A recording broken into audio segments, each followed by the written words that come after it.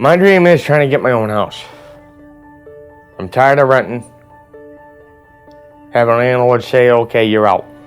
No matter what the circumstances is. You get in one place for 2 years later, you're out. Or you can't do this and you can't do that. Well, it's a free country, ain't it?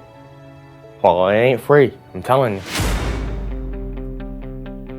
And we've had this happen. The gentleman that passed away in the woods at the fire a number of years ago, we had a gentleman die and freeze to death.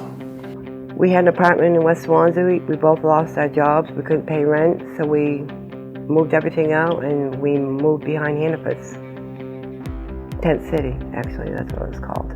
A lot of bad choices, hanging around with the wrong crowds. I ended up staying with my mother for a few months, and then we ended up out in a tent. And now I'm in the homeless shelter here in Keene. And then he turned around and sold a building that I was supposed to be partners with underneath of me, and I had 30 days to get out. It's tough living out on the streets, and it's tough not knowing where you're going to lay your head at night. I know that a lot of families are in crisis right now, and we aren't meeting those needs in our community. As a society, we go through this cycle, and the cycle is that we tend to blame the victim, I think, more than we look at what the roots of the problem actually are.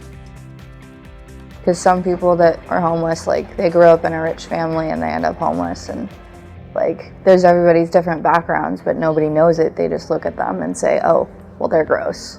And they're not low-life people. They're just people who have certain circumstances that come up that prevent them from getting housing. It's not their fault. Well, I always tell people, stay in my shoes for a week. Let me have your house. Let me have your job. You stay in my shoes for a week and you tell me.